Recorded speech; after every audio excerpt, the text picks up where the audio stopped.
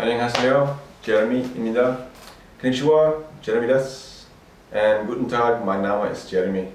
So, Korean, Japanese, and German are the three languages which I've been studying for the past year. For those of you that don't know me, I'm from Canada, and I quit my job about a year ago to go and travel for a year and try and study 5 languages. So, besides Korean, Japanese, and German, I also want to study French and something from the Middle East, either Turkish or Arabic or Farsi. So I managed to get to 3 places and study 3 languages, and then next year I'll try and study French and I think probably Farsi. So it's 1 year ago today that I left Canada, so I want to make a video just to talk about what I've learned in the last year, what I've been doing, what I've learned in terms of languages and what I've learned about learning languages. And if anyone does a similar type of trip, then maybe they can learn from some of my mistakes. I didn't really do any research into what I was doing before I did this. It's only been since I've been traveling that I've seen what other people that are studying languages are doing. So the first place I went to was Berlin, Germany. Berlin is an amazing city. It's super free, really modern, really progressive, very liberal. A great place to be, lots of Berlin hipsters, it's cool. Great place for music, great place for like nightlife and clubbing. And there's lots of cheap doner kebab, which is great. But it is not a good place to learn German. German is a fairly complicated language and you really need to be immersed in it in order to learn. And I found that there's so many English speakers in Berlin because it's such an international city and European capital that it was not a good choice for learning German. It was a great place to live, a great place to have fun, but it was not a good place to learn German. And in Berlin was the first time, the last time I took classes. I took classes for 6 weeks there, and when learning Korean, learning Japanese, I only did self-study. The classes were okay, but the pace was really slow, and German is a fairly complicated language, even though it's related to English, or English is related to German, I should say. So there's lots of cognates, lots of similar words between the 2 languages. It's grammatically very complicated in German.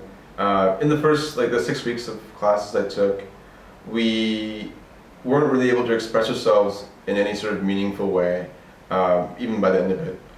For example, we could speak only in present. We couldn't speak about the past or future or things we wanted to do in the future. And when you can't express yourself in a language, it really limits your desire to speak in that, or it makes it difficult to speak, which is not much of a motivator. And I found with my friends, we would speak and we'd say blah blah blah blah blah in German, and they would say at the end in Vergangenheit, which means in the past, because we couldn't speak in the past. We just would say, oh, it's in the present, and I mean this in the past. So that was frustrating.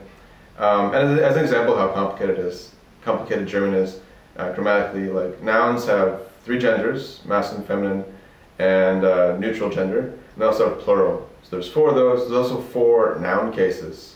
So you have a 4x4 matrix of 16 words that just mean the. So you have der, die, das, die. That all means the for the one of the cases. And then there's 3 more cases like that have different der, die, das, dies. So you need to sort of understand how to apply those before you can even start speaking. And that I found was a big hurdle to start actually expressing yourself in German, which is frustrating. So my level of German is, I would say, fairly basic. I can introduce myself, say how old I am, and do things like ask questions. It wasn't so useful in Berlin because everyone speaks English there. Me and my friend James, we did a 1-month bike trip through Central and Eastern Europe, going across Austria and following the Donau, the Danube River, to Romania. So in Austria, it also speaks German, so it was useful there. I remember one time we had nowhere to stay that night, and we ended up going to this hotel. It was closed, like a small pension. It was closed, but we knocked. Someone was there and said, "Hey, can we stay here?" They're like, "Yeah, you can stay if there's no food." And I noticed they had one of those little cereal containers, like plastic ones they have in hotels that you turn and the cereal comes to the bottom. And I said, oh, okay, well, how about that? Ich möchte gern Müsli essen, bitte. I really want to eat some muesli, please. And So she gave us some cereal, and I asked for some milk, so she gave us milk, and that was useful because they didn't speak English, and I think me speaking very, very sad German made them maybe sympathetic enough to give us some food. So that was useful, and also in Eastern Europe, a lot of people seem to speak German as a second language, and they don't speak English. So that was a bit useful, but I really didn't learn so much German. If I was going to do it again, I'd go to a different city in Germany, or go somewhere in Austria, where no one speaks English. It'd be much easier, I think. So then I left. I was in Germany for 2 months, so for pretty much September, October, and then I did the bike trip in November. I traveled around for December, going to Spain and to Turkey, and then in January I arrived in Japan. I spent about a week in Tokyo, and then I wanted to get somewhere small because of what I learned being in Berlin. I wanted to go to a smaller city, so I went north of Dagano. There's a skiing area called Myoko Kogen, and it's a really cool skiing area. There's maybe like fewer than a dozen, but around maybe 8 to 10 ski areas. I went to one called Shinakakura, and I ended up staying at Hotel Mach for about 2 weeks, and then the owners there, it's a couple, and the wife, Sachiko-chan, offered me a Arbeite. Arbeite is the German word for work, ich arbeite, and Arbeito in Japanese and also in Korean means part-time job. So she asked me to like watch the front desk for a few hours on the weekend, and we also exchanged English and Japanese back and forth for about an hour every day. So that was really good. I had the distraction from studying to go skiing, which was something fun to do that's athletic, that keeps you keeps you healthy. And then also in the evenings I would go to the izakaya that was near the hotel and speak with the owners, Pan-chan and Yuka-chan. So that was really a great situation for learning Japanese. I had time to study, I had a distraction from studying that was something outdoors, that was something active, and then also I had exchange with Sachiko in the morning in Japanese and English, and in the evenings I would have drink some beer, drink some sake, have some food, and talk with Pan-chan and Yuka-chan. I could not ask for a better situation for learning Japanese. It was really amazing, and I think I had 2 months of that routine of that sort of thing every day. And then I spent part of March and April. My mom came to Japan for about 3 weeks, and we traveled around to a few different cities. And then my friend Ross came, and we did some backcountry skiing, and we visited Hiroshima. And then I went back to Myoko Kogen, and I did a bus trip with the people in Shinakakura. Every year they go for a bus trip somewhere. So it was me and like 30 people that were over the age of 50 going on a bus trip to Kanazawa. So that was really, really cool. I was like the only like native English speaker on the bus, so it was a good chance to talk to people as well. So my level of Japanese, it's not where I want it to be. I can't understand someone speaking at their native speed, and for me that's kind of like one of the bars you want to achieve is understand someone speaking at their native level. My strongest second language is Italian, and even in Italian I can't understand someone speaking at their native speed, maybe like 50%. If I watch a movie I usually understand 50%. So that's quite hard. I find that Japanese don't speak so fast, so it's less of a barrier. It depends on the person. Maki-chan speaks very quickly, but then like Kenichiro speaks more slowly, so it's easier for me to understand some people versus other people. Learning katakana and hiragana. In Japanese you have 50 different sounds. So katakana and hiragana are 2 different alphabets that have 50 symbols representing those 50 sounds. Katakana is for foreign words, and hiragana is for native Japanese words. In Japanese you also use Chinese characters. In Japanese they're called kanji. They're for representing most words. And then when you conjugate them, the kanji stays the same, and then the hiragana ending changes. So I probably learned maybe about like 100 kanji. In terms of, a lot of people like try and like memorize kanji. I don't really recommend it. It's not that useful and not that much fun. There's a lot you can learn about kanji. You can learn like how to write it. You can learn how to recognize it. You can learn how to pronounce it. They have different pronunciations. One a Chinese derived pronunciation and one is a Japanese native pronunciation. And you can learn what it means in your own language, like, you know, that means Yama. Yama is mountain. You can recognize that pretty easily, but there's not really any point in doing that, I don't think. I think as you learn Japanese, like, make sure you're doing it in hiragana and katakana. Don't try and write in the Roman letters, that's just a waste of time. Like, it doesn't take long to learn hiragana, maybe a couple days of studying. And then you can write in the native alphabet, which is how you should write Japanese.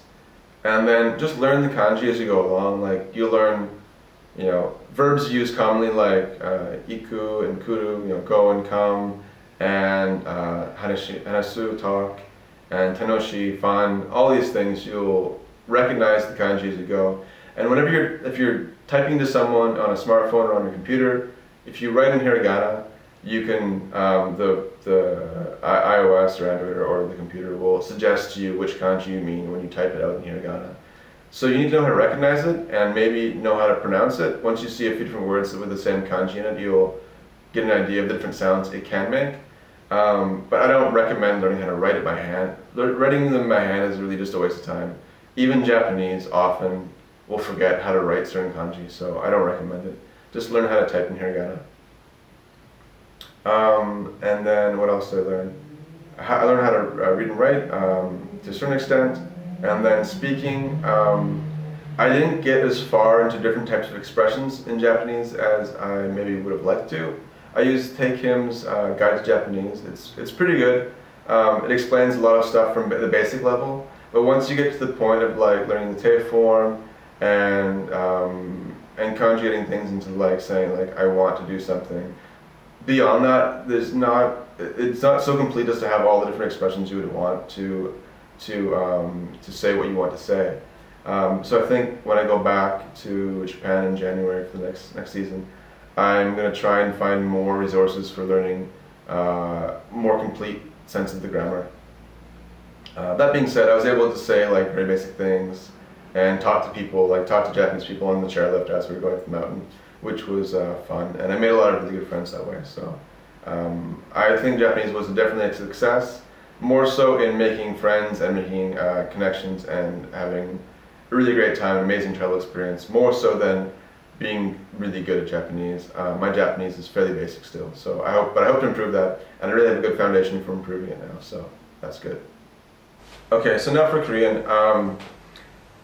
Coming out of Japan, I guess I wanted to go to a bigger city with more people, and I came to Busan. I chose Busan because my experience in Berlin was the capital, and I think in capital cities you're going to have more foreigners. And that's definitely true. I visited Seoul, and there's a lot more foreigners there than there are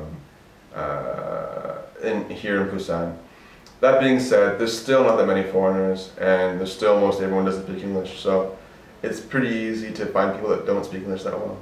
And that is a good situation to be in, because really when you're learning a language, you can try and work harder and, you know, and just push yourself, but you're gonna get burned out and you're gonna get bored. You just need to put yourself in a situation where you need to be speaking the language. So surround yourself by people that don't speak English. That's the best way to do it. And be in a situation where you have to make yourself understood.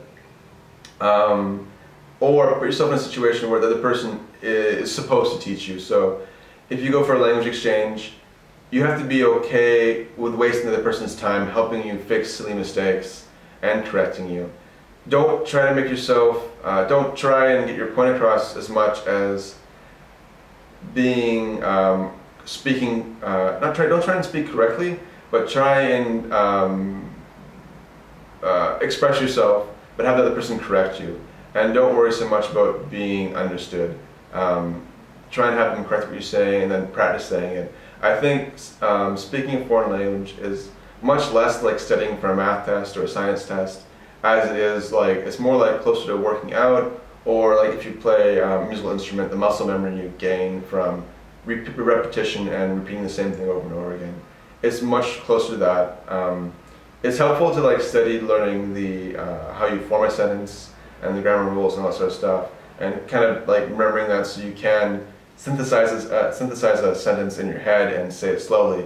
But really it comes down to practicing these patterns over and over again. and then your mouth and brain gets used to making these sounds.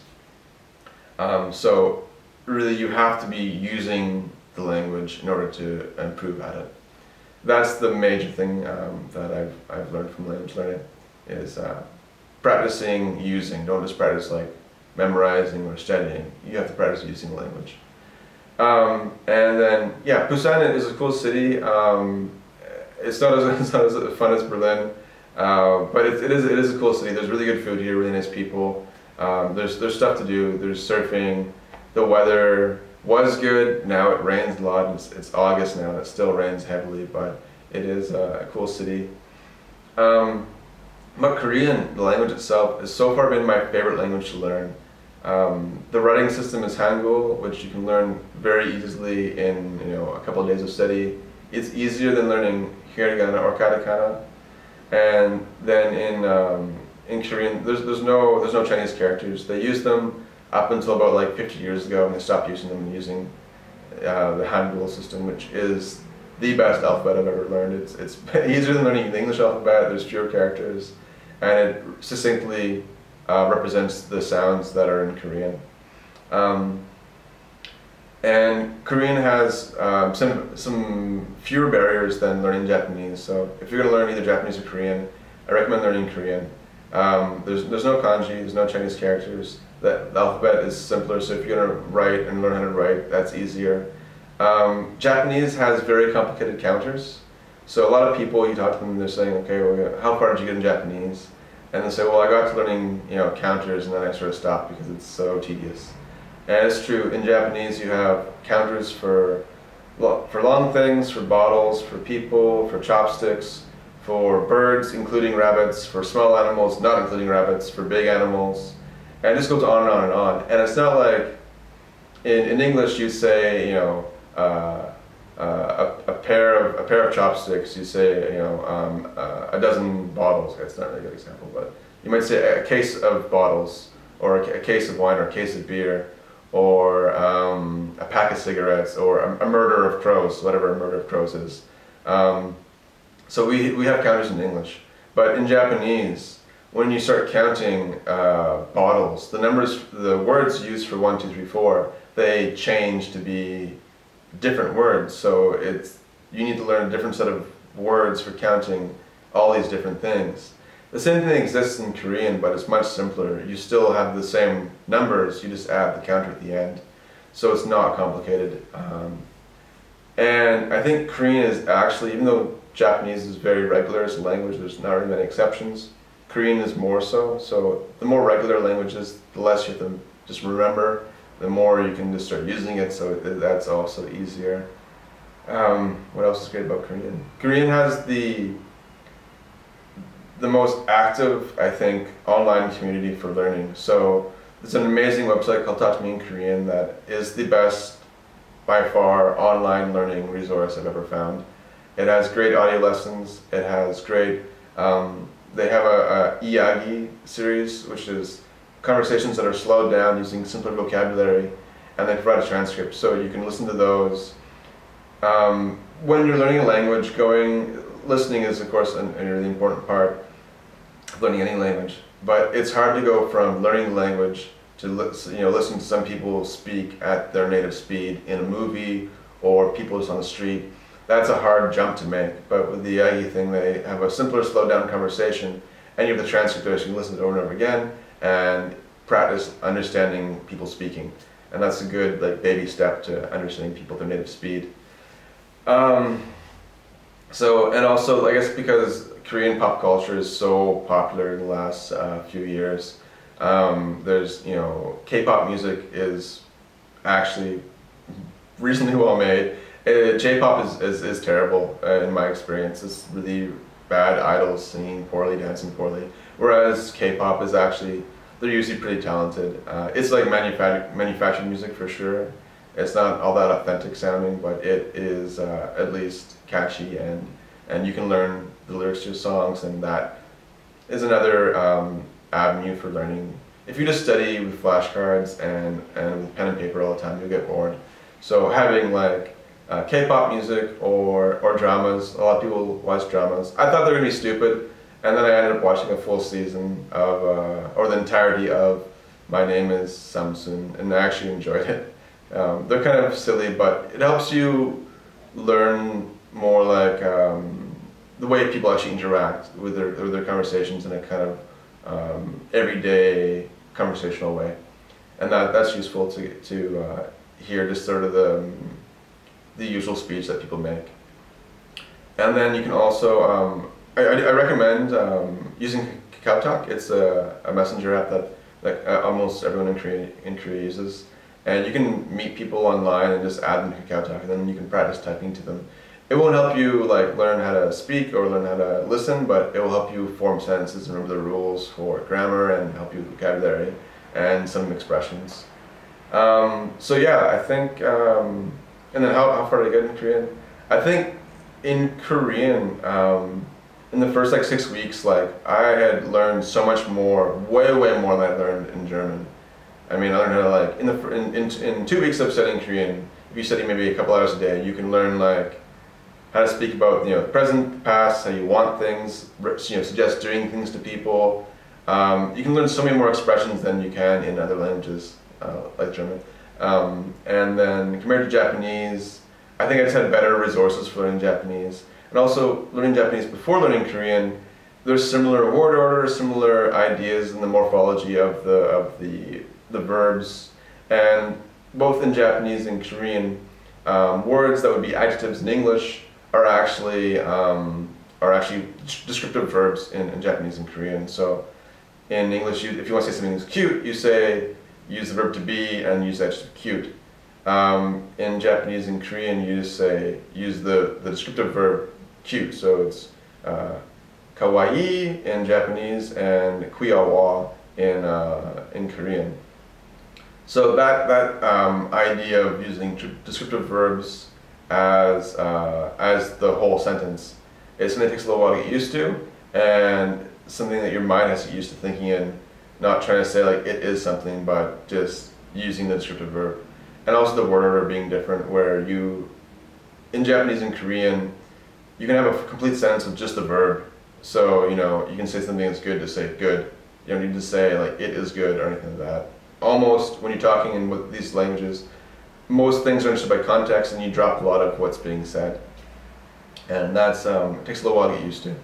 So I think learning Japanese before learning Korean helped me with Korean, and then studying Korean will help me with Japanese when I go back to Japan next year. For sure. So how far can I get? Koreans don't speak so fast. It's not so bad as other languages. So I can kind of understand someone. If they're using words I know, I can understand what they're saying. It takes a little while for my brain to process what they've said. So if it's like a continuous stream of them speaking, it takes a little while for me to catch on.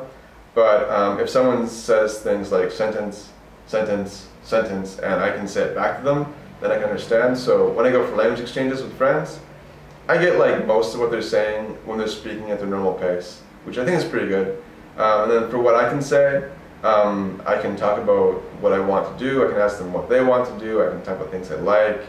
I don't have a huge vocabulary, but I have a reasonable vocabulary for speaking about verbs and actions and describing things. But I know some fruit, I know how to say movie theater and movies, and noraebang, which is like karaoke, and different types of food. And I know dog and cat, but I don't know like other types of animals or more. It's not that wide of a vocabulary. So if someone uses words I don't know, obviously I don't understand. But at least with the verb being at the end and the main part of the verb never really changing, you can usually get the idea of what something means. So I think Korean was pretty successful. I look forward to learning more of it. I want to keep studying it when I come back to Vancouver. And yeah, I think it's a really great language to learn, and Korea is a great place to visit. Food is spicy and good. And yeah, so just to sum up everything, I think I've got a good handle on like approaches for language learning and keeping it interesting. And then I've made some good connections with different people in these different places, so I can come back again and continue studying.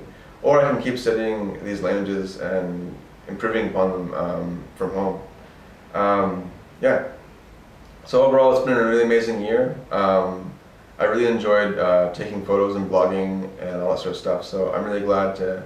I want to thank everyone who actually followed my blog or read a post, even just one post. Or thank you. I really enjoyed writing them. And yeah, I hope next year I want to maybe visit Iran and learn the Arabic writing script, and then learn some Farsi. And then I still need to go to France at some point and study some French. From K to 7 I did French immersion, so I do have like a background in French, but I haven't used it in such a long time that it's there somewhere in the recesses of my mind, but I really need to pull it back out. And I think if I can spend maybe a few months in France, my French could be pretty good. Anyways, that's it. Thanks for watching this video, and thanks to my friends and family for following my blog and their support. Yeah, bye-bye.